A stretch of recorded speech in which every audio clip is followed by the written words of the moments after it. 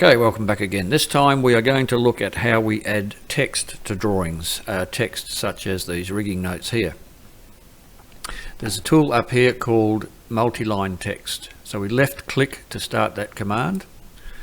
We left click to draw the first corner of a text box, and then we left or drag our mouse out to start drawing the box. Now the initial size that you draw it to is not critical. It can be easily resized later on. But generally draw quite a big one to give yourself plenty of room. Once I left click again to finish this box, the text editor will appear.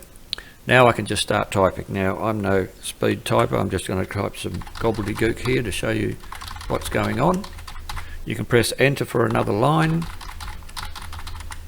and you can do that as many times as you like. Once you've finished typing the text that you want, you can click OK to finish this command, or you can simply click anywhere else on the screen like this, and that ends that. Now, to edit this text, if you click once on it, just one click, you'll get these grips that show up. Now with this grip, we left click and move the mouse, you can move the text with it. This grip changes the height of the text box. So generally you'll be going down. If you go too high, you'll see that text is jumping over there to where we don't want it.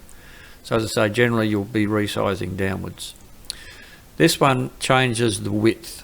So I can bring that right back to there. If I go too far, the words will start to jump down to the next line to fit that narrow box. So usually you would resize it just to suit the longest line.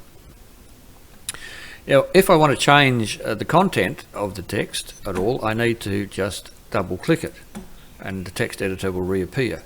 But be aware, if you're too close and you double click inside a letter, so for instance inside the inside the D there, sorry, double clicking won't do anything. You need to actually make sure you're touching part of the text. So have your cursor on a letter, not in it, and then double click. Once you've done that, the text editor reappears. Now you can retype words or do whatever you want. But if you highlight text like this, you can then do things like change the justification of it. You can change the line spacing. You can add bullets, or you can add numbering. You can change the color.